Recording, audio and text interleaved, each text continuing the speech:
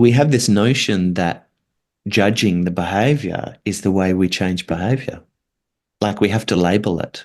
Like you're a selfish asshole, as if that's going to change the behavior. But that's actually the pathway to never getting the behavior changed.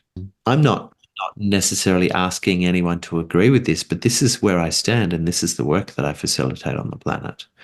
It is, let's tune into the humanness that underlies all the things that we judge as hideous and atrocious and outrageous and cruel.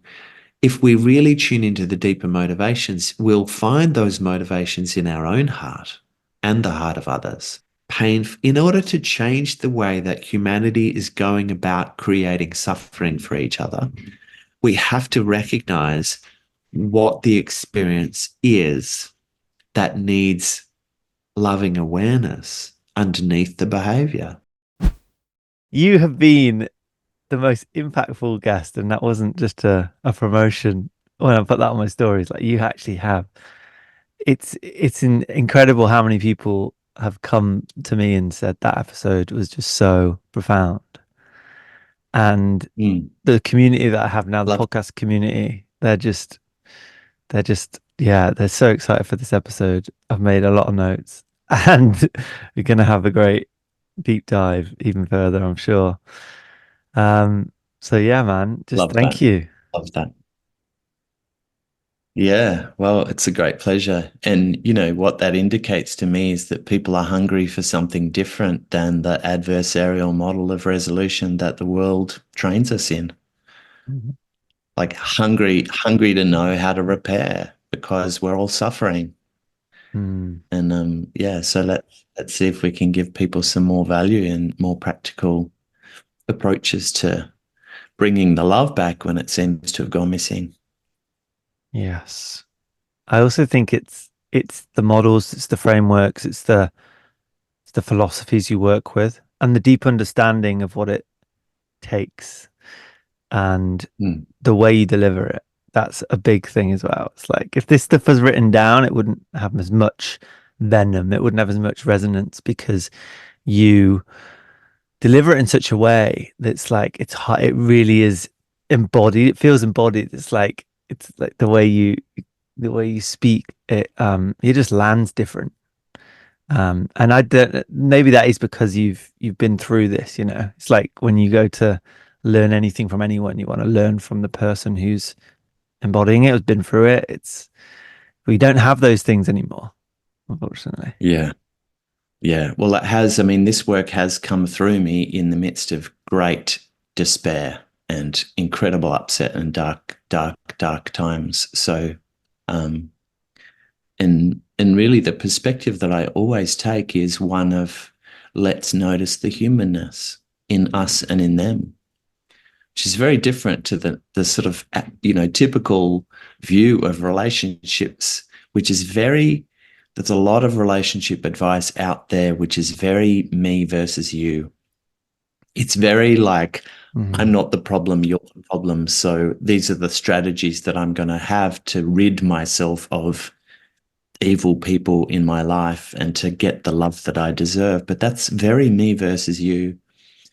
And you know, one notion that I've been working with recently is that for any teaching to be the truth, it needs to be the truth from all angles. Mhm. You Yeah. know, just like if you and I are looking at a vase and you say, oh, wow, there's some writing on this vase. And I'm looking at the other side of the vase and I'm like, what are you talking about? It's just blue. And so the truth of that vase has to be that on one side it's blue and on the other side is writing. Mhm.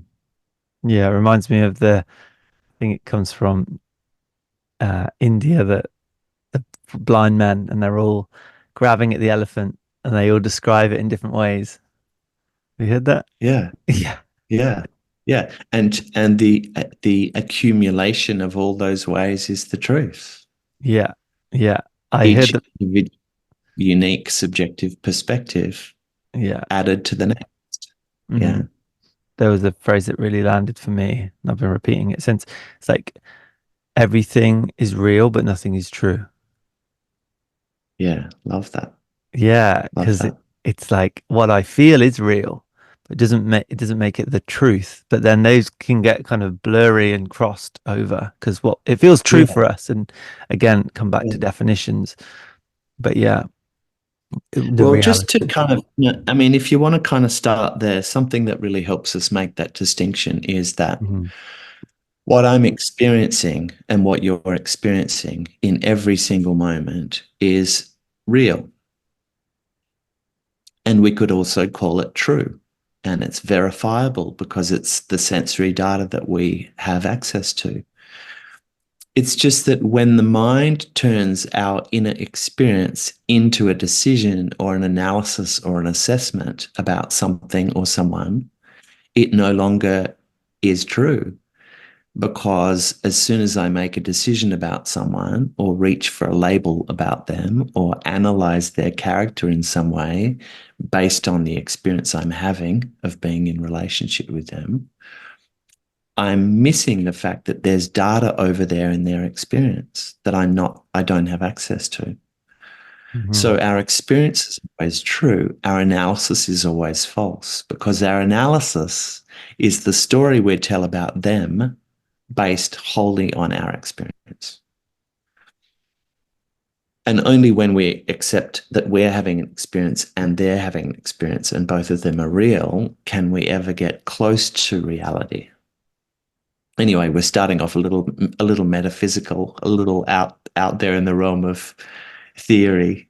Yeah, maybe I'm maybe really keen. ground us then into that. Like, what does it mean to be in reality? Because you said to transform any relationship, you need to be grounded in reality. So, Yeah, so like yeah, defining that. yeah. Well, I'll give you an example. I mean, I'm not going to go into this too much because there are people that I care about out there that might listen to this that might feel a bit exposed. But so I'll keep it very general because I want those people always to feel very honoured. But I've recently been blocked from communicating with someone I love very much. And then I had some things said about me in my community by that same person. And this is someone that I've loved and trusted very, very deeply. And because I've loved and trusted them very deeply, I've shared some incredibly vulnerable parts of me that I wouldn't share with just about anyone else in the world. So let's start with the experience for me, the experience of being blocked. I mean, I'm I'm driven by repair. I don't just teach this work in the world. I try and live it in every moment. So when a moment comes along that is conflictual or upsetting in relation to someone else, I always want to bring about mutual understanding as quickly as possible. So to be blocked from communicating with someone that I care very deeply about, first of all, it indicates that there's some upset in their world. And I naturally just want to tend to that upset with them. So it leaves me feeling incredibly powerless, actually. I feel hurt. I feel disregarded. I feel cast out, unloved, powerless. It brings up a lot of grief for me because I want to be able to communicate my care into their world such that we can tend to whatever happened. I'm not sure what even happened. Um, so there's my experience. All of that is real. All of those emotions are alive in me. And I've been working very hard to kind of create space for them to simply recognize, lying in bed at night saying, fishy, of course. I call myself fishy because my sisters and my closest people call me fishy. So when it comes to my self validation practice, which is just about making space for my experience, I lie in bed and I literally say out loud, I see how hurt you feel and how incredibly powerless you feel right now and how confused and sad and cast out. So all of that's very real and it's very true in terms of it being my experience. It's the emotional reality that's alive in my nervous system. Mhm. When I was when I was cast out like that, or when the wall came down or the blocking occurred, my mind immediately wants to leap to a conclusion, an analysis about them. What kind of person would do that to me? After all the love I've poured into that relationship, after all the vulnerability that I've offered, after all the trust they evoked in me, what kind of person would, in inverted commas, turn on me like that? Mm-hmm. And my mind just loves that game, like every mind loves that game. And some of the conclusions or analyses I might have come up with in the spur of the moment were that they were a jerk, that they Yeah. were nasty, they were vindictive, that they were um, selfish, that they were cruel, that they tricked me, that they used things against me. All of these are, can you hear how they've got lots of them in the statements? Those analysis statements are all about them, and I'm casting judgment or analysis or assessment into their character, actually. Mm-hmm. So see how my mind takes the inner experience of feeling cast out and hurt and confused and disempowered, and it projects onto them some decisions I start to make about their character. I start to label them with the kind of person they must be to do this to me. Mm-hmm. So feel the distinction between those two things?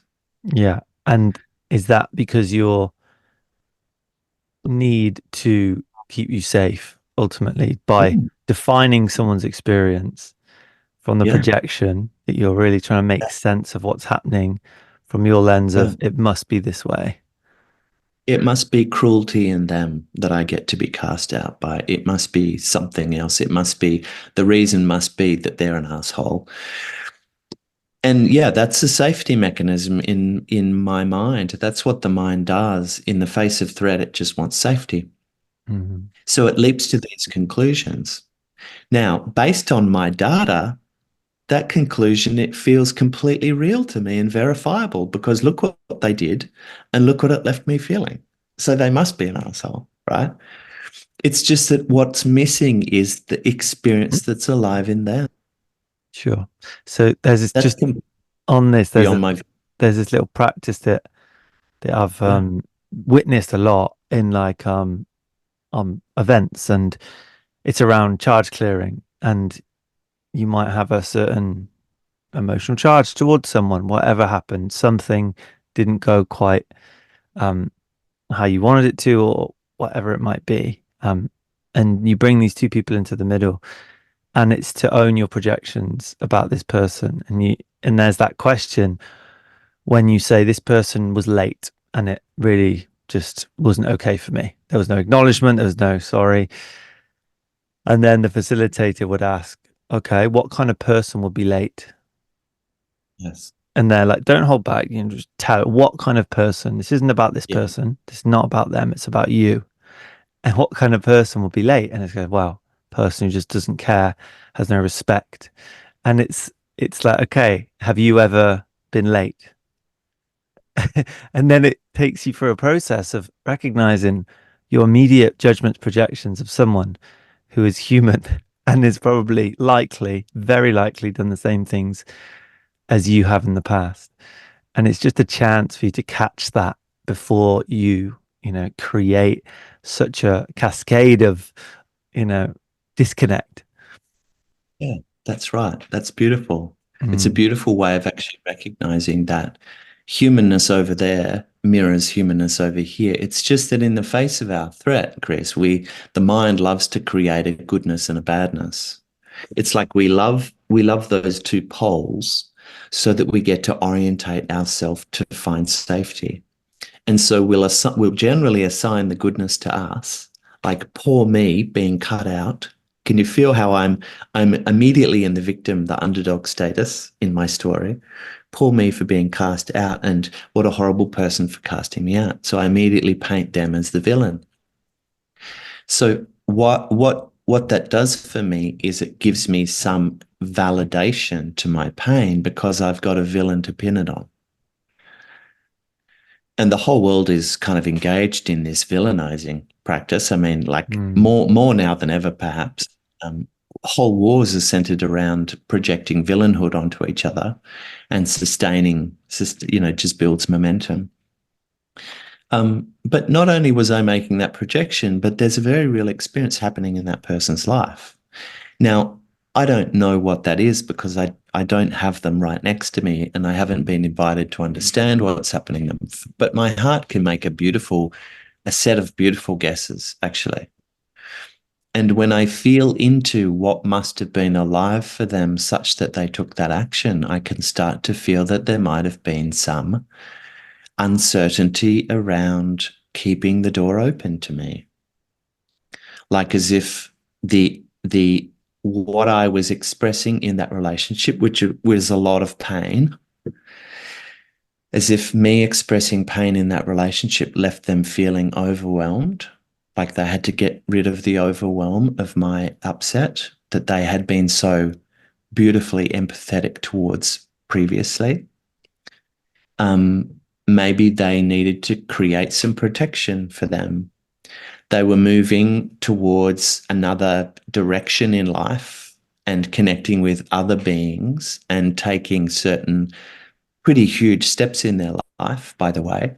So maybe they needed to protect the new direction by closing the door to the old. Maybe they even wanted me to taste some of the suffering that had come up for them such that they could feel like I got what it was like to be them. And all of this is just kind of guessing into their world, but Mm. notice I'm actually just feeling into their humanness. I'm not condoning what happened, like I never will. I'll never be okay Yeah. with being blocked by anyone. And I'm also starting to feel more deeply into some experience that gave rise to the behavior. Mm. Because it turns out all behavior arises from experience. Like there's nothing anyone has ever done that has not been an expression of what they're experiencing.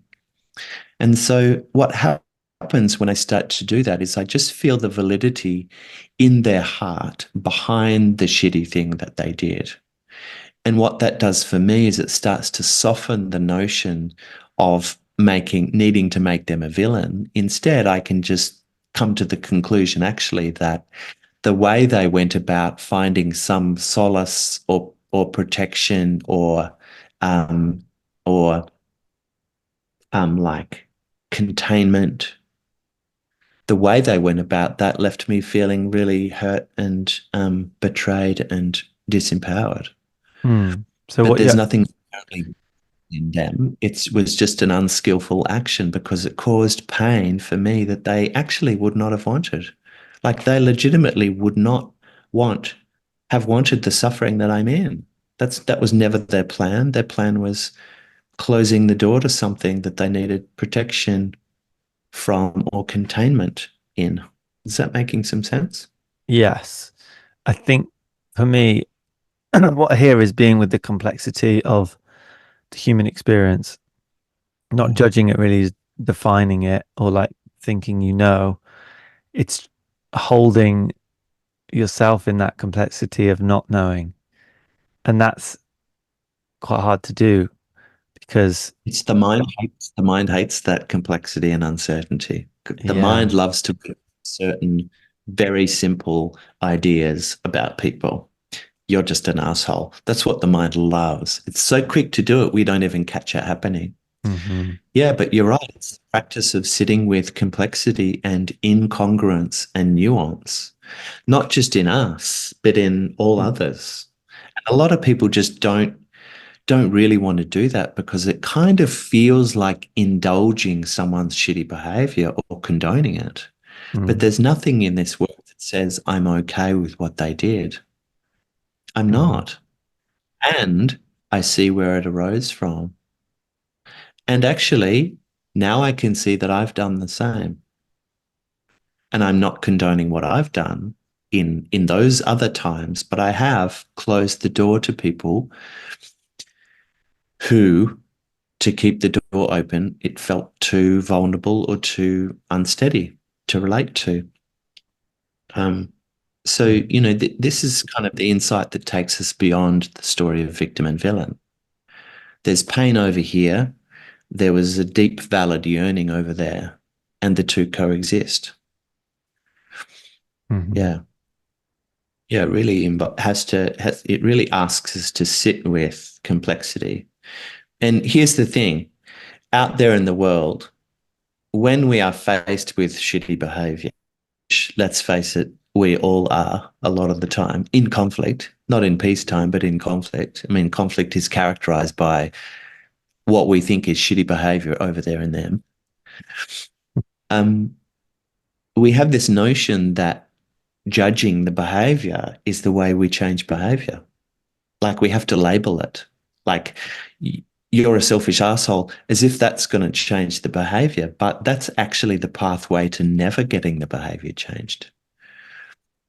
Because if I just approach someone and say, you're a selfish asshole for what you did, do they open to me or close to me? I guess to Like play to play the devil's advocate, sometimes it can wake them up with such a shocking comment.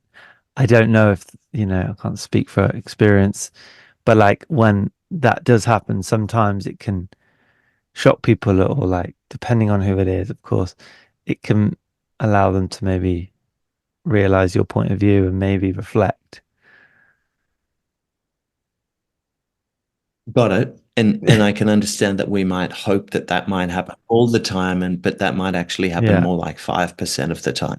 And sure. it's a very wise, responsible person who might respond to our vitriolic attack, to our assessment of them.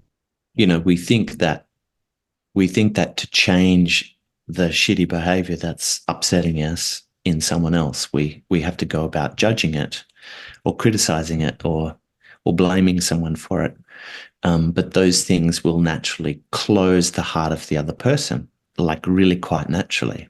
Mm-hmm. Think about the last time someone came to speak to you about some aspect of your behavior, but they came at it from the point of, you've got to stop doing this. This is shitty. This is hurtful. This is selfish. There will be a natural defensiveness that they evoke in you.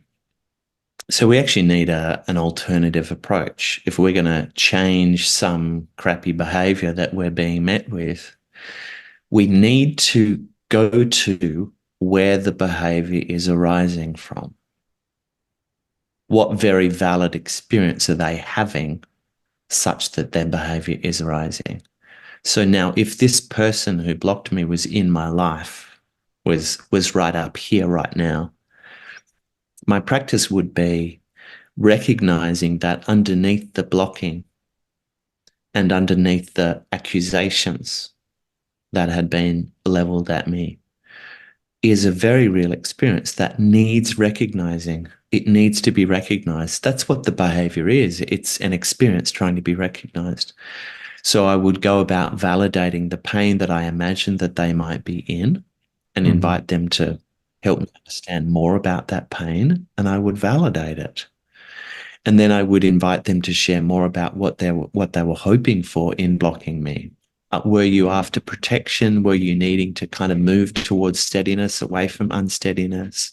Were you trying to get out of some overwhelm? Were you needing me to taste some suffering so you could feel more attuned to? And then I would invite them to share more about their longing or their yearning. So that's the practice that would get us connected with the experience they were having. And then the discussion could naturally turn to what would have been a more skillful approach. Yeah. Could we talk a little bit more about that? Because this is a question I got actually around holding others in their pain. Because there's a lot of people that will listen to this and they're like, I can recognize my own, I can hold myself in my own pain and discomfort and dysregulation, but then holding someone else's and getting that to, because I think one of the biggest things of the first podcast was, oh, they're striving for something as well. They actually want connection, but they've got very different ways of going about it. And they're trying to get their needs met. That's what landed the most. But then, as you just talked about, holding someone else and inviting them to get curious and empathetic with themselves of what they needed, but they are unskillful about. Yeah, beautiful. So there's a few parts of this practice. And let's just start by saying that for us to deepen relationship, particularly in the face of conflict, for us to deepen our relationship with someone else, for us to deepen emotional intimacy, for us to foster greater trust or rebuild trust, it's critical that we are able to remain fiercely present to their pain. And that's a challenge for us. Mm-hmm. It's a challenge for us because we never wanted their suffering. Like we never woke up one morning thinking, how do I make this person I care about really suffer? And yet here they are bringing their suffering to us, often in the form of accusations or analyses. And we need to learn how to be fiercely open-hearted and present to them such that they feel completely recognized in their pain. Because if they don't feel recognized in their pain, the relationship can't go deeper. Does that make sense? Yeah. Like we can't just dismiss someone into feeling safer with us. Mm-hmm. Just like we can't bomb to peace. We actually have to be willing to recognize the very real upset they're in and stay present to them. Mm-hmm. And most human beings have not been trained in that. We've been trained to run a million miles or defend against it or make some accusation in return or tell them why they shouldn't feel that way or try to fix what they're feeling or compare it against some other suffering in the world. But we're not trained in bringing loving awareness to pain, to their pain. So there's a few parts of this practice. The first thing is making an offer. And an offer, so say you and I are in conflict, Chris, an offer might sound like, hey, I can understand that I might have left you feeling disappointed yesterday when I turned up half an hour late. You might have been disappointed and a bit frustrated, I imagine. If I were you, I might have felt frustrated.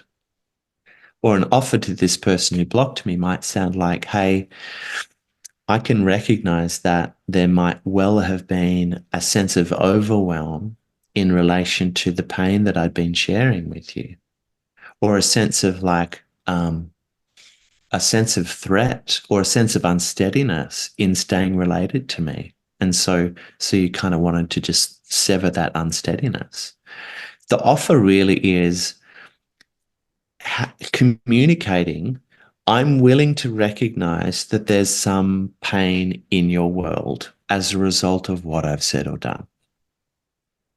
That's a pretty remarkable step because normally in our kind of plan A unconscious communication, when someone brings their pain to us, we're like, why do you feel that way? You shouldn't feel that way. I didn't do that. I didn't mean it that way. You're being ridiculous. That pain's not to do with me. It's to do with your life. We do all these subtle or not so subtle means of kind of dismissing their pain. This method is actually saying, yes, of course you're in pain. And I imagine has these certain flavors to it. Mm. So can you feel the courage that it takes for a human being to actually start to validate, start to reach into another person's heart and make an offer of the pain that might be alive for them, even as, in the other hand, we never wanted their suffering. Mm. Well, if So if they I can't hold deny that they're in pain. Yeah, got it. So the offer says, hey, I imagine you're suffering, and it's got these kind of flavors, perhaps, right? An offer is really helpful because it just demonstrates my willingness to get in your world. The second part of the practice, and it doesn't need to come second, it could come first, is the invitation, which really says, what is that pain for you? And it might sound something like, how was it for you when I was half an hour late? Or what upset was alive for you such that you felt like you needed to block me from communicating with you? What was it like for you those last few weeks of our relating before you blocked me? What was it? How was it for you? How was it for you to be connected to me? What we're doing in an invitation is we're recognizing that they are actually the authority on their pain. That's a bit of a mind-blowing idea because we've always thought we're the authority on their pain and they shouldn't have it. Mm. Because we always never wanted their pain, we think that their pain is a crock of shit and that we know better. But actually, they're the authority on their pain. So the invitation says, help me learn about what it's been like for you. And the third part of this practice is validation, which says, yes, that makes sense. I can see that now. I'm starting to recognize how that could have been true for you. I can understand how you interpreted it that way. That must have felt extra shitty because of what's been happening recently for you in your life. You're not wrong for what you're feeling. It makes sense. It's understandable. You have every right to feel that way. That they are all validating statements. So what we're trying to do in the validation mode is wrap their pain that they've had the courage to start to share with us, wrap it in the safety of our loving awareness and say yes to it. Love that. So those three parts, one is the offer. I can see there might be pain for you, and I imagine it has these certain flavors, perhaps. I could be wrong. Number two, help me understand what it's actually been like, what pain or suffering or discomfort is actually present for you. And number three, I'm going to meet you so fully in that pain that I'm going to give you every sense that I'm prepared to recognize the realness and the truth of it and the depth of it. Mm. I'm not going to just single part of it. I'm just going to wrap it in loving awareness. Some of us have never really experienced that kind of validation, but some of us might be able to think back to someone in our life who, for example, a benevolent grandmother or grandfather when we were a kid and we injured ourselves and they would just wrap us in their arms and say yes. And they'd be right there with us. They weren't trying to mend it with a Band-Aid. They weren't trying to say whose fault it was for running too fast. They weren't trying to say it's not as bad as your sister's cut on her knees. They're actually just wrapping us in loving awareness, saying, yes, I can feel how much that hurts. That's validation. Mm-hmm. And that's the place in which pain transforms. When it gets recognized, articulated, and validated, pain starts to transform. And only then. And any method of healing, there's no method of healing in the world that does anything other than meet pain with love. That's all healing is. Any modality of healing is meeting pain with loving awareness. And so that's what we're practicing doing here.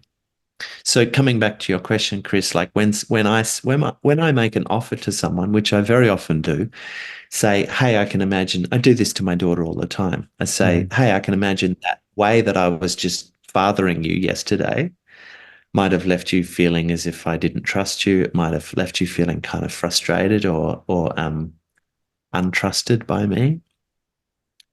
Now, if I make that offer and it's incorrect, or they go, no, there was nothing wrong, it's not a problem for me, then that's fine. We're actually here to learn from them about their experience on their terms, not on our terms. Yeah, I think there always can be a subconscious, like, I'm trying to get my needs met by asking about yours.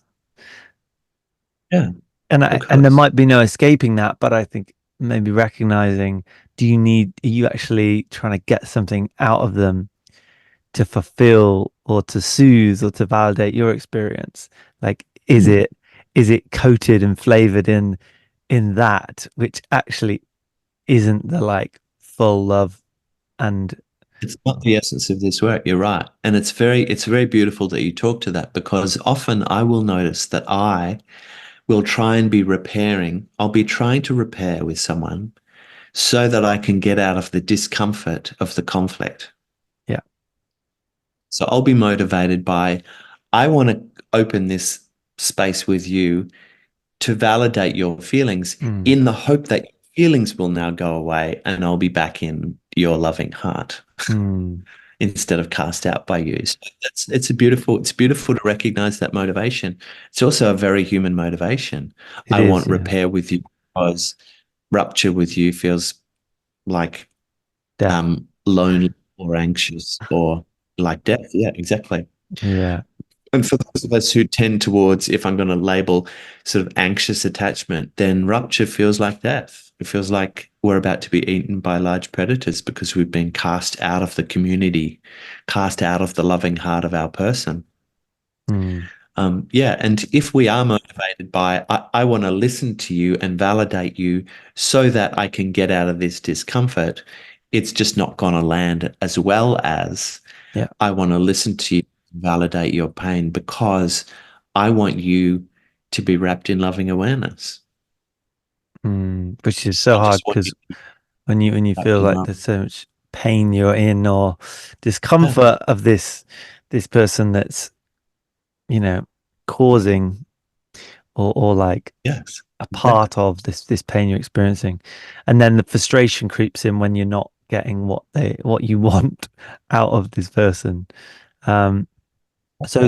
If staying with you're, this, if you're getting like just minimal recognition that they're in pain and it's like still projection, like a lot of conflict is rooted in that projection, even when one person is reaching out to validate their pain, met with loads of projection about, well, this is because of you and you and you and you and you. And then at what point does like the ownership and responsibility of your part come in? well, great. So we've got two choices. If I've made an offer to someone, said, "Hey, I can imagine that you might have been suffering in these particular ways because of what I've said or done, or because of the dynamic between us."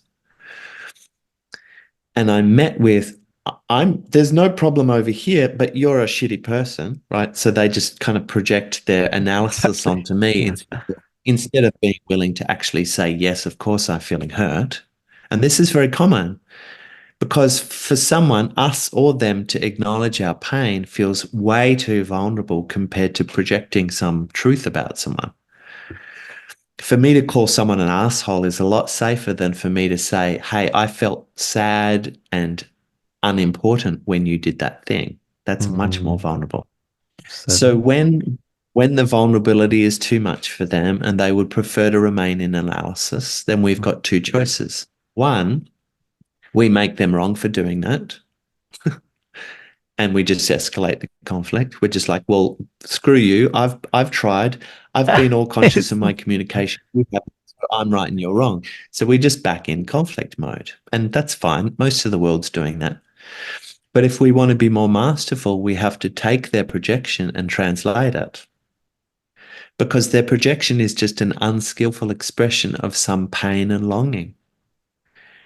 And if we really are committed to leading repair, then let's be the one to translate. I mean, plenty of people could say at this point, that seems like overreach, like yeah. too much emotional labor.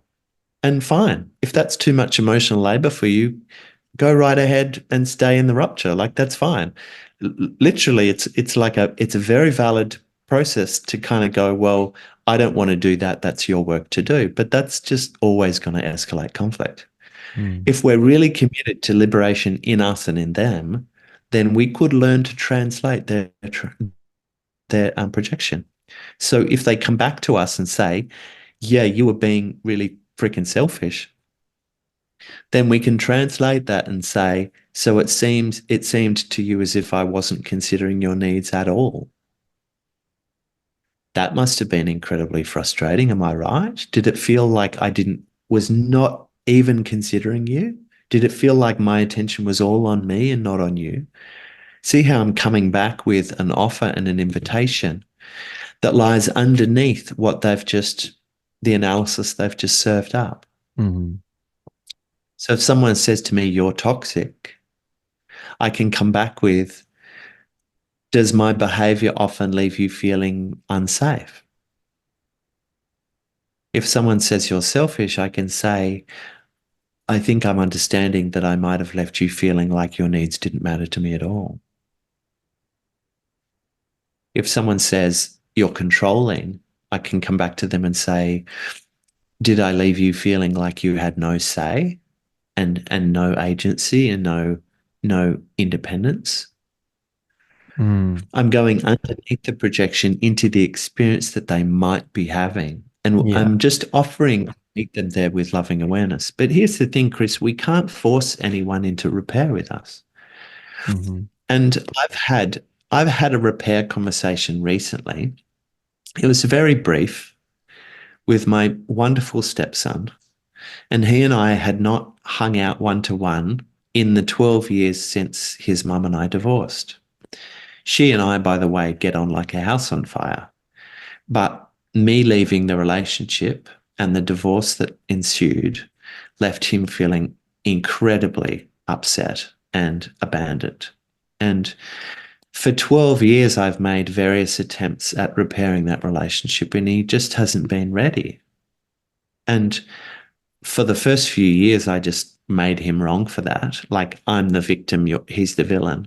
But then I started to recognize that underneath his unwillingness is a very real experience. Like, we're not willing because it doesn't feel right. It doesn't feel safe. It doesn't feel like we've been recognized. We don't have a trust. We've lost hope. Like, there's an experience underneath our unwillingness always. And so recently, he and I met up for lunch, and I wanted to have a bit of a repair conversation with him, but also it had been 12 years, you know, and, he's the kind of guy that I didn't think would necessarily totally respond to me getting all emotional with him. He might be like, well, too much. So I simply said to him, some of the things you said to me back then, I can now see were your incredible loyalty, an indication of your incredible loyalty to your wonderful mum. So see how I reached in behind his shitty behavior, the behavior that brought me a lot of pain, and I recognized what he was longing for. He said some hurtful things to me because he was longing to choose her side in the midst of her enormous pain. That's a beautiful expression of loyalty. I'm not condoning how he went about it because it brought me great pain. So in that very brief conversation at lunch, we had a great lunch. We caught up on things. We had a bit of a laugh. And then I just let this little light touch. I said, I recognize that that was an expression of your loyalty, and I just really want to honor that in you. And he spontaneously said, that must have been shit for you.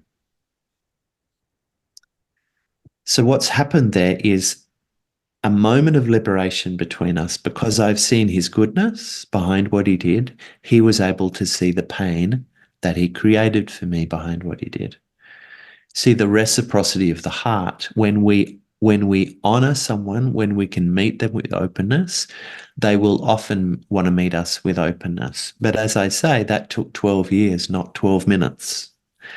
And we can be a bit urgent with this work. We can, when we're in the midst of a rupture, we can want it right now, or tomorrow at 8 o'clock, or then tomorrow at 10 o'clock. Like, get really urgent with it. Some people won't be ready for repair for a long, long time. And once again, we've got two options. We either make them wrong for that, or we just recognize that their unwillingness is a natural expression of the experience they're having. Mm-hmm. Yeah, beautiful. Could we talk a bit about parenting, and like, is there much of a different like energy when you're, or is it just the same practices and the same understanding, reaching and inviting in? Yeah, yeah. So I mean, how this work touches parenting is really that even more so than it might be more distinct in parenting than it is in a romantic relationship. Mm-hmm. Our role is actually to wrap our children's experience in our loving awareness. I would say that's our role in romantic relationships and in friendships and in sibling relationships as well. But maybe people might disagree with me, but that's how I approach all relating. But certainly when it comes to being a parent of a child or a teenager or young adults like I've got, the gift that we can give them is to bring our fierce loving awareness to their experience, like all day, every day. We don't have to fix the pain they're in, particularly if they're young adults, when it's not on us to kind of make sure their life serves up all joy and unicorns. But we also don't have to try and kind of dismiss their pain or push it away. And that's a real struggle when their pain relates to us as parents. By the way, all of us as parents will go through a period where our children are directly oppositional towards us because that's their job. Children at some point, maybe at a lot of points, have to define themselves as distinct from us. I am not you. That's the pathway to independence, always. But often, I am not you sounds like I fucking hate you, mum or dad, or I'm embarrassed to be around you, or no one's got as shit parents as I have. So we get a bit caught up in their analysis, and we start to react to their analysis and say, don't you be so defiant, or don't you be so disrespectful. Is that due to the wanting to strive for independence? Yeah, that's what children have to do. They are in a process, particularly teens, they're in a foundational, formational experience of defining themselves as distinct from us. That's how you get to be your own person, is by pushing away the person that you're not, even if you've been born from them. So I remember the moment that I got this when my daughter was sort of 15 or 16, and she was actually really cruisy compared to some of the other nightmare stories I've heard about parenting teens. But, you know, she went through a defiant stage where she was like, no, I won't listen to your rules, and I won't be back at 12 o'clock, and I don't appreciate how you're parenting me, and you're shit, and I'm embarrassed by you, and why do you have to be such an asshole, and why are you so controlling, and, you know, I hate you, all which is very oppositional. And in a plan A kind of conflict approach, I might just come down hard on that and saying, excuse me, young lady, there'll be none of that language in this house. You must respect me. I'm taking your phone, blah, blah, blah. Go down the punishment route. But because this work is so woven into me, and it even had started to be back then, I was able to listen to her words and think, what's she striving for? Like, it's actually really clear once you ask that question, she's striving to be her own person.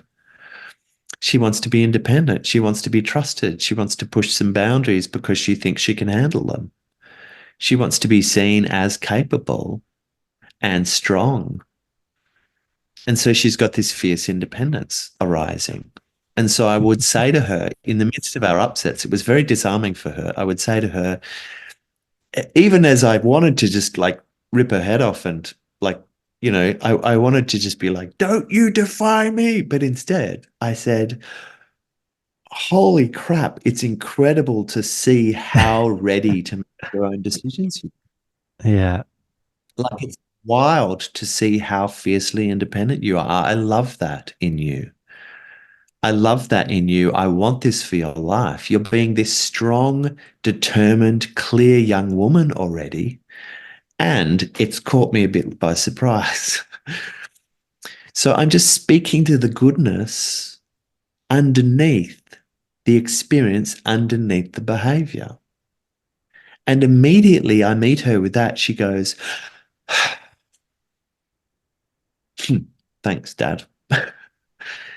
And then I can say to her, I want to support you in this fierce independence, in this becoming you, not me. I want to support you in that. And I'm going to need a curfew at the party tonight because otherwise I feel too worried in supporting you to be independent. Like it leaves me feeling sleepless and anxious if I don't know where you're going to be. So can we do that so I can support this incredible uprising of trustworthiness and decision making that's coming in you? And she'd be like, okay, what about 12:30? So I just met her with her goodness. I spoke to the goodness in her behind the behavior instead of judging the behavior as bad or wrong or shitty or defiant. Can you feel the difference there? Yeah, for sure. That's powerful as well when you l reveal your experience as well, like Mm. reveal your emotion, because so often that's seen as letting your guard down or being weak, or like even with your children, it might come across that way of like if you really tell them that you are sad or worried or yeah, I don't wanna I don't want to let you go almost, or like even just revealing that, but from like a real like compassionate point of view, it's a very different Yeah, it energy. fosters connection. And feel those two truths that I'm speaking to. One is her yearning and one is my pain. So I've said, here you go, trying to find this beautiful independence in your life and be trusted to make your own decisions different to the decisions I might make. And here I am kind of feeling anxious as you do so. And I could even say, my love, I know you don't want me to be anxious. I know you don't want me to be lying awake at 1 o'clock in the morning wondering if you are safe or not. I know you don't want this suffering for me. You just want your independence. I love that. And it creates suffering for me. So how are you and I going to navigate this so you get your independence and I don't have so much suffering? Hmm. And if we use the other two truths, my yearning and her pain, because she's also moving from pain. When she says to me, I hate you, what she means is I feel restricted, I feel embarrassed, I feel limited, I feel untrusted. And I don't want any of that pain for her. I actually want to keep her safe and feel less anxious in doing so. So I can speak to those two truths and say, my love, here I am trying to create some boundaries around, trying to create a curfew for tonight Hmm. so that I can feel less anxious and keep you safe so that I can sleep at night. And for you, that must feel so restrictive. I mean, look at how independent you are feeling. Of course, you feel limited. Of course, you feel untrusted, as if you're being kind of, as if your power is being kind of confined or muffled. Hmm. And so all I'm doing is speaking to my truth and hers. And then I might say to her, how could I go about creating a curfew and keeping you safe in the way that doesn't leave you feeling so restricted? And she's going to naturally want to be part of that conversation because she also doesn't want to feel restricted. Hmm. And she can probably also feel the importance of my longing to keep her safe. So all we've done there is we've gone under the surface of the behavior into where the behavior is arising. And as we can do that, suddenly we grow this mutual understanding between us, this engagement. I want your independence just in a way that doesn't bring me so much anxiety. And I want to look after you, but in a way that doesn't leave you feeling so restricted. Feel the mutuality in that conversation, like honor on both sides of the equation. Yeah. And nowhere in there have I condoned how she was speaking to me. I've just gone underneath it to tend to where it came from. Hmm.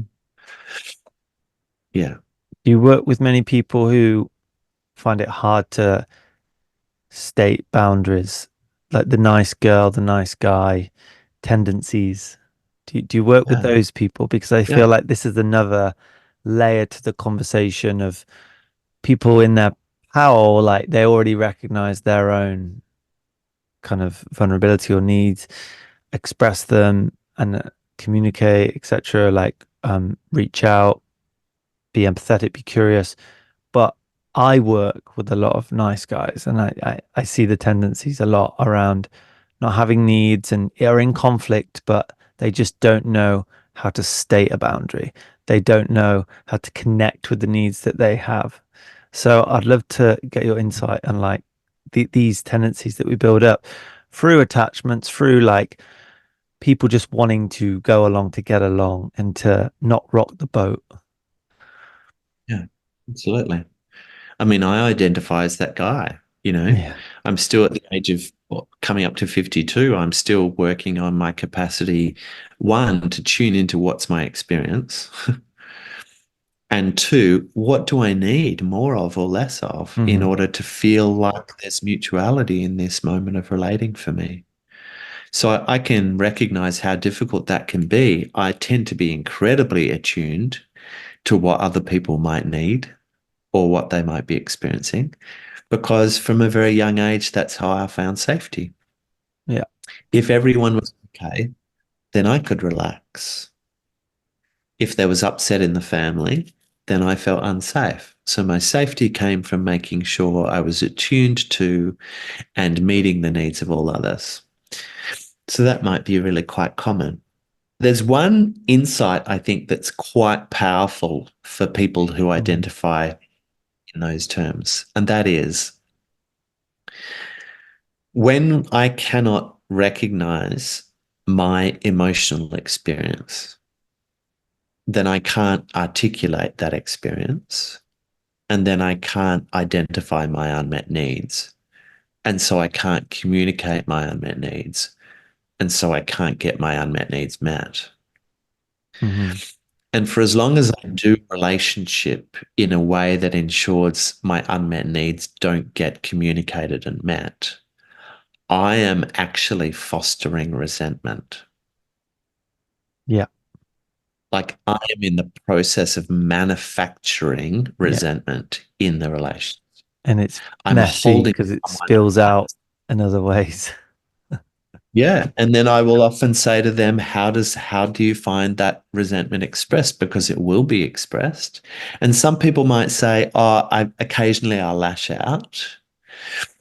And other people will say, I've just withdrawn intimately, like we don't really have sex because the resentment kind of has taken over from my libido. And other people just go, well, I've just let them go from my life because they didn't seem willing to have a mutual relationship with me. And it's just a profound insight, because once we realize that we are unconsciously in the process of manufacturing resentment in our relationships by not speaking our unmet needs, then we might start to go, well, shit, I don't really want to do that. I don't really want to be pouring resentment into the relationships that matter a lot to me. Mm. The alternative is that I better start to get a little more comfortable and seek support with how to start to tune into what's my experience and how to communicate that skillfully to my partner. Here's a helpful way of communicating that to our partner. Often expressing unmet needs or expressing boundaries equates to expressing some upset, right? It's to say, hey, when after we make love and you just reach for your phone and start scrolling through the news, I suddenly feel really uncared for, right?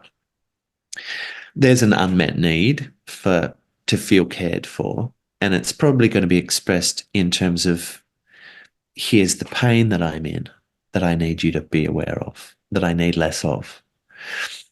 The problem is when we go about trying to express our pain in a relationship, Mm-hmm. what does it evoke in the other person? It evokes defensiveness. If I say, hey, I'm sick of you picking up the phone every time we make love, after we make love, my other person's going to be like, excuse me? Don't, like, why are you being so critical? I was just looking at the news. You do that too. I'm not unloving you. We just had a beautiful evening together. But what's the big deal about picking up my phone? So can you hear the natural defensiveness that we will evoke in them? What they're really saying is, I never wanted your pain. So does that make sense? That's kind of the natural pathway That's for the most of our most life. common thing. Everyone's going to be like, yeah, it's just Yeah. defensiveness. It's just, that's Yeah. it. And we hate it. We judge them. We go like, people message me all the time going, why is my partner so defensive? Mm. But they're defensive naturally because it's a perceived attack. Yeah. We didn't want to attack them. We just wanted our pain seen, but they receive it as an Yeah. attack or a judgment of character. So they get naturally defensive. So we need to be Yeah. able to dissolve their defensiveness. We need to be able to dissolve their defensiveness. Mm. And how we do that is, in one hand, we hold the pain that we want to express. And in the other hand, we hold the deeper longing beneath their behavior, the goodness in them, if you will. So Okay. So you use if that in I this talk, example about reaching for your phone. right. So if I'm the person who's upset by my partner immediately scrolling the news after we make love, I might say something. So I want to honor the pain that it evokes in me, Mm-hmm. and I want to honor the deeper longing in them Okay. instead of saying something. So plan A, conflict mode, would be to say something like, "Oh, you're on your fucking phone again." Or, "Oh my God, like you couldn't wait to reach for your phone. Like, do you not care about me?" Or, "Oh, I'm sick of you always scrolling the news," like some version of analysis projection, right? So plan B, resolution mode, sounds like this. We want to wrap it in mutuality. My love, when you reached for your phone today, rather than always, when you reached for your phone today after we were intimate, I noticed it left me feeling suddenly unimportant or not in your awareness. And that kind of brought up loneliness for me. And I know that you would never want me to feel lonely. I know you would never want to be leaving me feeling unimportant. And reaching for your phone, I imagine, was just kind of that mode of like, you have the thought, I wonder what's happening in the world, and you just kind of naturally move towards that thing. The way we're all distracted in that regard, that we just want more data, more data. So there you are, just kind of zoning out. Maybe it's your relaxation, but the way you zoned out and got some relaxation and tuned into the world can leave me feeling a kind of loneliness that I know that you would never want for me. Mm. Can you feel what I've done is I've dissolved the idea that they have to be a villain. I've spoke to the goodness in them. You would never want this suffering for me. I mean, that's the reality. Our partner in that moment didn't think, how do I leave my partner really lonely and upset? I know, I'll reach for my phone. Like it was never what they hoped for. And it was definitely a consequence for us of their actions. So we're not denying that. We're not dismissing it. We're just holding that there's unintended upset for us Mm. and there's deeper, more noble or more valid intention in them. And we're trying to recognize both of them because Mm. when they get their goodness seen, they will start. Like, if I promise you, 95% of the time, if you say to someone, may I share some upset that I've got that you would never, ever, ever have wanted for me, Yeah. 95% of people will be like, oh, well, sure, if you realize I didn't want it for you, of course, go ahead and share it.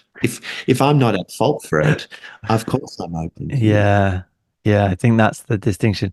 I think is it still a judgment, but you're judging the goodness in them rather than the not. Yeah. I Yeah, mean, there's some legitimate motivation for their yeah. behavior.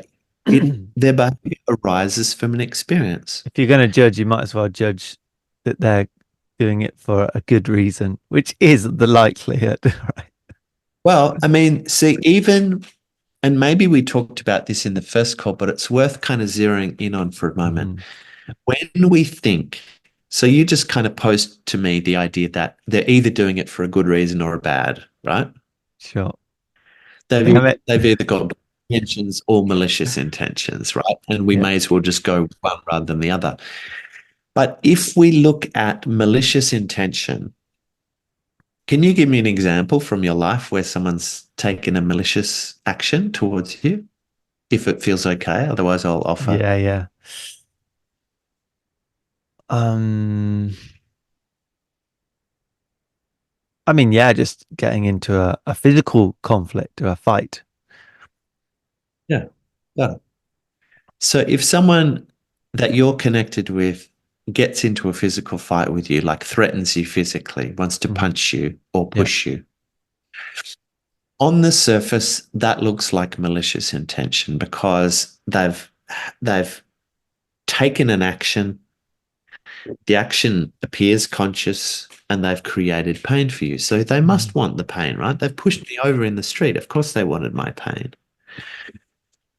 But that's on the surface. If we go underneath that, there are three questions that help us go deeper, that help us discover that malicious intention is actually make believe, right? That's going to feel like a stretch for most people listening to this, but hang in there with me. Three questions.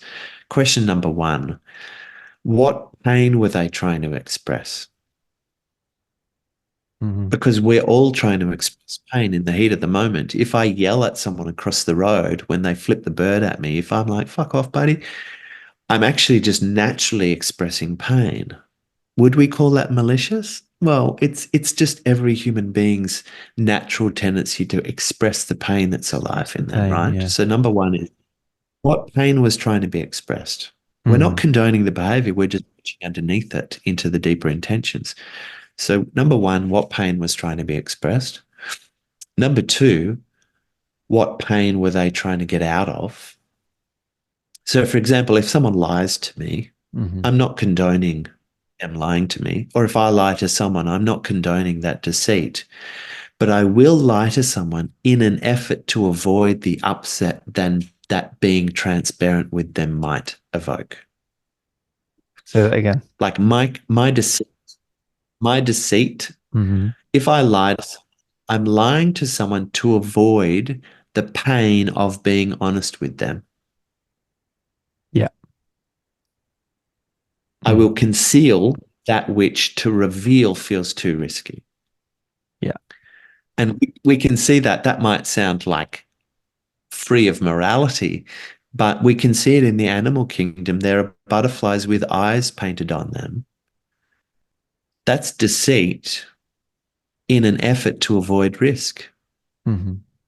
It's the same in human beings. We will deceive in order to avoid some perceived risk of being more transparent. Mm.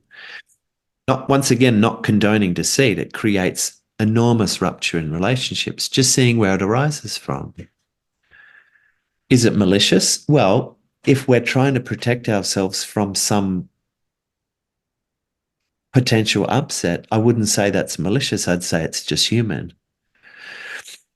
So, number two is what pain are they or we trying to mitigate or get out of or avoid? Same thing by avoiding having a conflict conversation. We don't want it to get worse, so we don't want to have it. Mm. That's us. That's us trying to get out of the pain that would otherwise be arriving. Yeah. Number three, number three, perhaps the most powerful.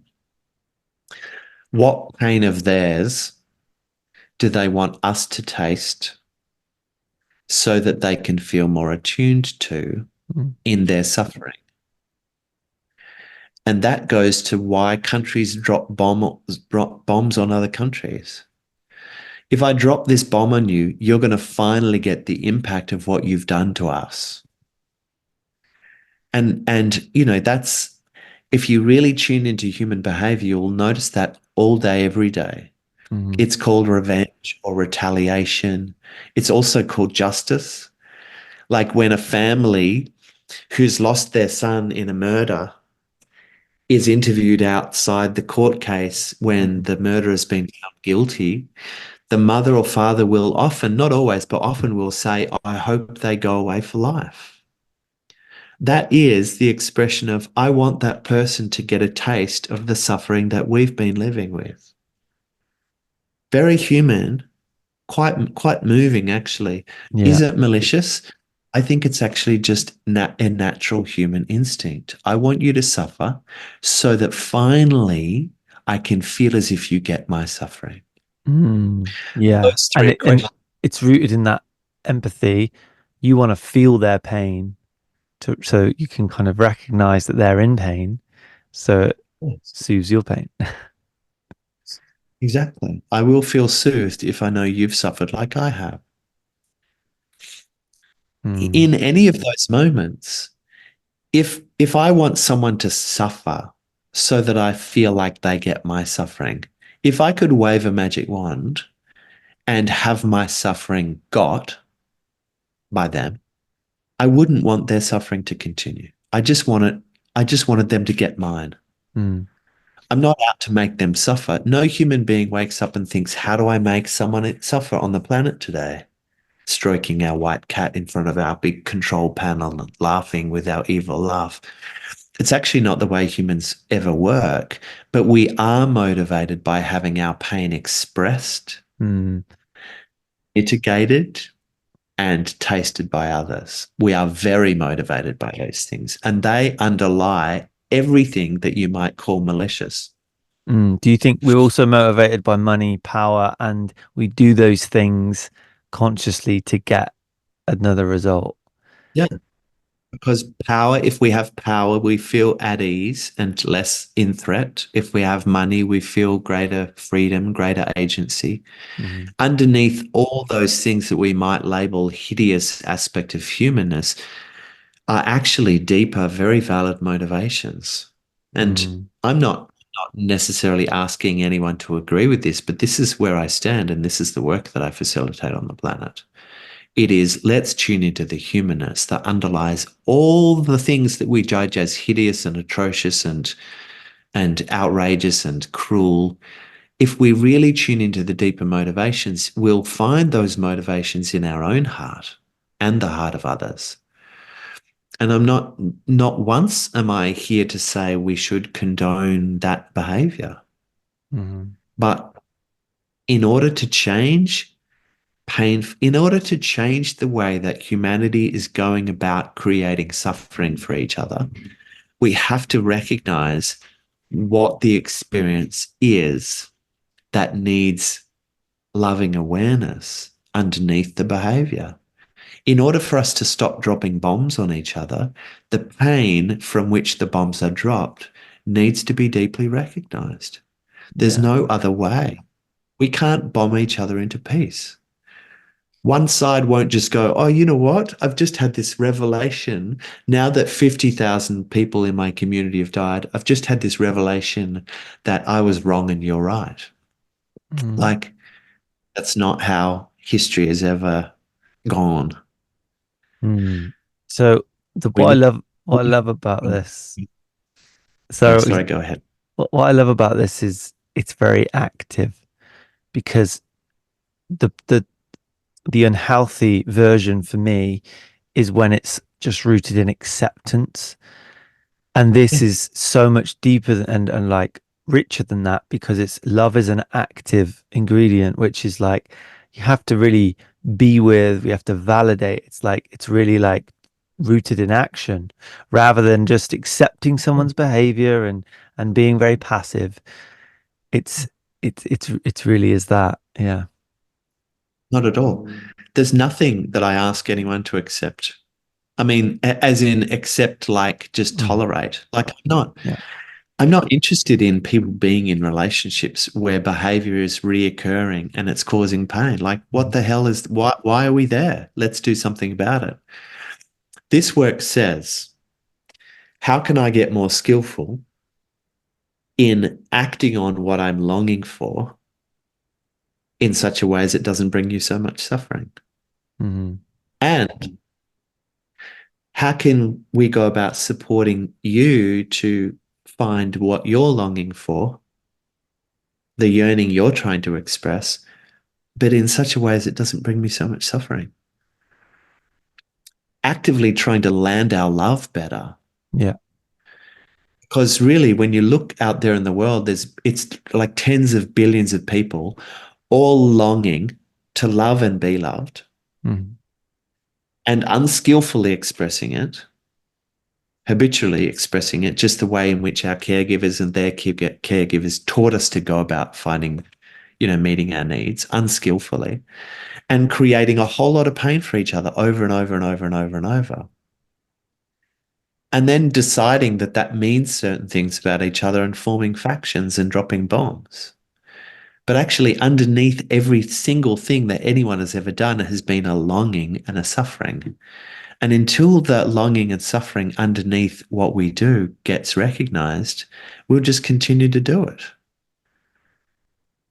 Like if you noticed a tantruming child in the supermarket aisle doesn't calm down when you say, stop being ridiculous. That doesn't evoke a calmness in the child. And our partner doesn't suddenly feel acknowledged when we say, you shouldn't feel upset. Mm. And the country that we're bombing doesn't suddenly open to us just because we continue to pressure them and create suffering for them. It only comes through the mutual opening of hearts. And we can't expect someone to open to us by closing to them. We have to lead with the opening. And all I've demonstrated in my examples is leading with openness. I'll be the one to recognize your pain and your longing, just as I recognize my longing and my pain. I'll be the one to hold those four truths, and I'll stay holding them, even if it's for 12 years. And then there's these little moments of opening. Like I was so surprised when I met up with my stepson that he even wanted to. And I was doubly surprised when I was able to recognize his goodness behind some things he'd done that hurt me. And he immediately wanted to recognize my pain. And that just shows me once again, for the millionth time in a row, that the heart wants to open to openness. We're just waiting for someone else to do it. Yeah. I love it. I love it so much. Have we managed to get to any of the questions that your community sent in? Or will that be next time? No, we've covered a fair amount of it. And I just feel grateful for just for being in this conversation, because it's really it's like really the roots. It's the roots of relationships, the roots of conflict, but it just lands so well. It's yeah, I'm just very appreciative of being in your company. I do want to ask, what do you feel allows people to have more capacity for this? Like, Right. are there practices that, because dysregulation's real, responses in the Yes. body, sensations, overwhelm, stress, they all take place in this space. And yeah, just what are some practices that people can then start to have more capacity for this? Great. So I'm so glad you brought this back at the end, because this is critical. Everything I've just been offering is our capacity to feel into the world of another. And that has to be built on our capacity to feel into our own world. Step number one is always self-validation. And I spoke briefly about my nighttime practice, but just to be clear about this, what I would encourage everyone to do in the heat of every upset moment, ask yourself these two questions and give space to feel into them. Question number one, what is my tender heart suffering with? Like, not what do I think about this person, not what are my conclusions, not what's my analysis or my assessment. What's the pain that's alive in my tender heart? Is there sorrow? Is there fear? Is there doubt? Is there hurt, confusion, betrayal, overwhelm, uncertainty? Like, really recognize each of the components and imagine honoring them deeply. Like, articulate them to yourself. Look at how frustrated I am. Look at how sad I still am after all this time. Mm. Bringing loving awareness to our own pain has to be the foundation of this work. And number two, what can I see my tender heart was really longing for? What's my deeper yearning? What was I hoping to feel? What was I hoping for them to feel? You know, if I come back to my feeling of being blocked, I was only able to feel over into their world because I started in mine first. I recognized how hurt and betrayed and disempowered and scared, actually. I was scared about what came next, full of sorrow, full of incredible disappointment and grief. That was the first question. What pain is alive in me? And the second question was, what was my tender heart really longing for? I wanted to be in this person's life always, even if we had to change the nature of our relationship. I wanted to feel like I could express my pain in a way that didn't leave them feeling overwhelmed at all. I wanted to feel like I was trusted to repair any moment of the relationship that felt a bit unsteady or painful for us and for them. I wanted to, and I wanted my pain recognized. I wanted to feel in the center of their loving heart, not cast out. And so as soon as I can tune into that longing, it soothes me. Can you kind of feel that? It's a deeply soothing thing, being able to recognize and articulate and validate those two components of our own experience. What was my tender heart suffering with, and what was my tender heart yearning for? Because in there, we will find the truth of our heart. Those two things are the truth of the heart. All the analysis is just mind bullshit. The truth is, I'm suffering and I'm longing. So I would highly recommend that practice. And the people who come through my programs that get the most bang for their buck are the people who really take seriously that practice of self-validation. And across the board, they say to me to start with, this is really unusual. Like, I've never learnt to do this. Why don't we get trained in validating our own experience? Like, as primary school students, it would be incredibly powerful to tune into our pain and our longing, because it provides a self-attunement. Like, it's almost a reparenting moment, like wrapping ourselves in loving awareness. So then we've got the safety and the steadiness in our system that we can start to relate in a conscious manner to the other person. Step number one, always, what's my pain? What's my longing? Yeah.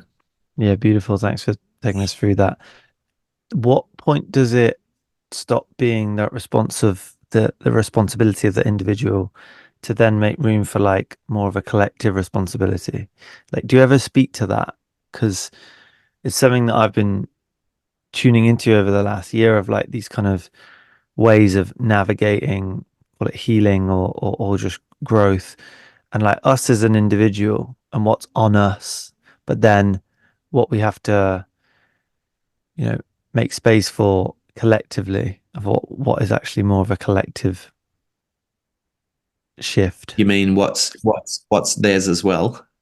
Yeah, I guess so. I just think in Yeah. the conversation, especially in the Western world, we are very focused on that individual. It's like it's our responsibility to do this work. And I just know that there is also room in the conversation for like being a part of community and just more of a collective practice that, you know, that isn't so individual. Yeah. Do you ever Well, I like mean, think about that?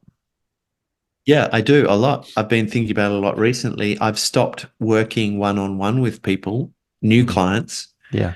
and I only take people in group programs, because not only are we working individually and often with a couple in the call if we've joined the program with another person, but we're also doing this work in community. Like, we have to learn from Mhm. each other. We have to be supported by each other. We have to summon the courage that we don't think we do have. We have to lean on people. We have to be inspired by what someone on the call has just shared about how they use the tools for me to even feel like I want to. Mhm. So I think, I mean, this work, like all spiritual practices, has to be in community for it to feel sustainable. Yeah.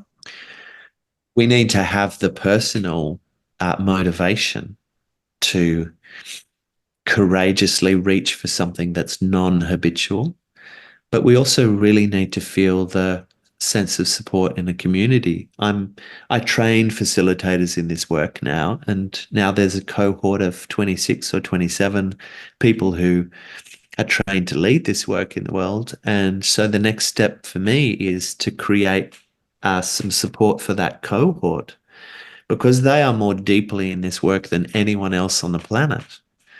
And they need support. They need each other, because it really involves turning ourselves inside out. But when it comes down to, so the final question might be, when is it mine to do and when is it someone else's to do, right? We have no agency over what people do or think or feel or say. We have no agency over whether people are willing or not willing. We have no agency over the life that they've lived and the training that they've been given by society and their caregivers. We have no agency over someone's capacity. What we do have agency over is the environment that we can create between us and them. And all the examples I've given you today are about dissolving the victim-villain story and creating mutuality such that each being can be honored for their yearning and pain. I would say that's 100% my responsibility to do, just because I can. But if you don't want to, don't. Like, I'm fine if you want to live in the world of conflict where you just have to have a right and a wrong and a victim and a villain. It just doesn't go very well. But if that's what you'd prefer, go right ahead. I would say it's a question of capacity. In each moment of upset, I ask myself, do I have the capacity to heal this right now? Yeah. Or do I actually just rather think they're an asshole? Like, they're both valid. What's your capacity? Do you want to lead repair or do you want to stay in rupture? Either way, I'll honor you. It's not like there's a right and a wrong about it. Love it. Just That's exactly why it's going to work, because it's rooted in that. we don't need coaching. Yeah, we don't need coaching in how to stay in conflict. We've got that nailed. We need coaching in how to repair. So that's what I do. Yeah. Yeah. Amazing, brother. Thank you so much for your time and for your So to what chat, seems always. endless work. Um, where can people find you and join a cohort, or even jump on a collective course that you're doing? Yeah. So James_fish_gill on Instagram, and on the web, leadbyheart.com. And there you'll find all the other podcast interviews I've been on, including our first one. Details of my group coaching program. And I'm 40,000 words into a 70,000 word book at the moment. So hopefully that will be completed July, August, and be published about probably April next year. So that will be Incredible. this juice on black and white on the page. And Yeah, hopefully. how you feeling about that? Oh, excited. I mean, it's kind of overwhelming to put it all down, but it's all there, and it's just requiring the discipline of sitting and pouring it in. But I've found my mojo recently. I've been through a lot of grief over the last 8 months, but I've found my writing mojo again recently, so it feels great. I'm excited. Incredible. And Yeah. how can people support you? How can the audience support you more? I think just tuning into what I offer. Nothing that I teach is anything different to what your heart already knows. You might notice that when I speak to the four truths, your heart goes, "Oh, I've kind of known that. I just didn't know how to access it." So there's nothing radical. I'm not teaching anything radical here. I've just found a way to maybe remind people of it. So tune into the work, try to reach out with your questions and support, and let's see if we can start to turn the tide of blaming, labeling, villainizing that's just kind of like gathered this avalanche like momentum in the world. Let's see if we can actually start to tend to the enormous pain in the hearts of all beings, because that's the pathway to healing for all of us. Mm. Yeah. Yeah, beautiful, man. And who inspires you? Who do you like? Are there any books that you recommend, or like people you follow? I'm deeply inspired by the work of Tara Brach, Tara Brach, BRA. Yeah, yeah. Brach. I'm deeply inspired by the teachings of Michael Stone. He's a Zen Mm, Buddhist and yoga teacher, no longer with us, but he's got a podcast called Awake in the World. okay. They're probably my two greatest teachers. I remember finding each of them and being like, oh my God, they get it. They get it. Mm, Um, mm, so I feel like they're brothers and sisters of this work, or that I'm a brother of their work. Yeah, so tune into their podcasts. for sure. Endless wisdom and heart Yeah, I'll wisdom. Yeah, put a link to beautiful. them. Yeah. Amazing. Anything you want to leave us with? Final.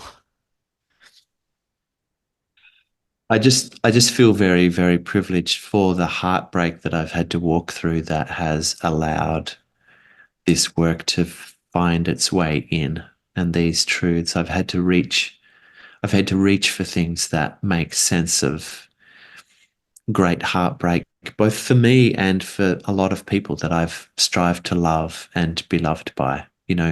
I've left a lot of pain in the world because I haven't always acted skillfully, but I've always longed to. And these tools really have come through the loving and the being loved that I've done. So really just a shout out to all the human beings that who have touched my life in that way, even as you're possibly still suffering. Mm, Yeah, I want you to know that you're contributing to this work in the world. mm. Yeah, thank you. Sometimes it feels for me when I acknowledge and I sit with the heartache that I've caused and the upset, when I speak about the tools and the ways to avoid it, there's this like, there's this kind of feeling of,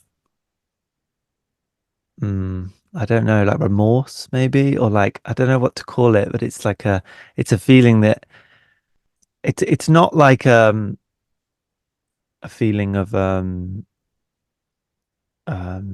what's the imposter syndrome? It's not like, it's not that, but there's like almost like I don't have the right to speak about what I know now because of the pain I caused. Yeah. Yes. Yeah. Yes, absolutely. But see you speaking about what's alive now in you is partly as a result of the pain you've caused and the pain you've been through that other people have caused. Mm, I mean, I wish it were different. I wish that the way I'd loved in the world and the way I'd strive to be loved in the world had just created joy.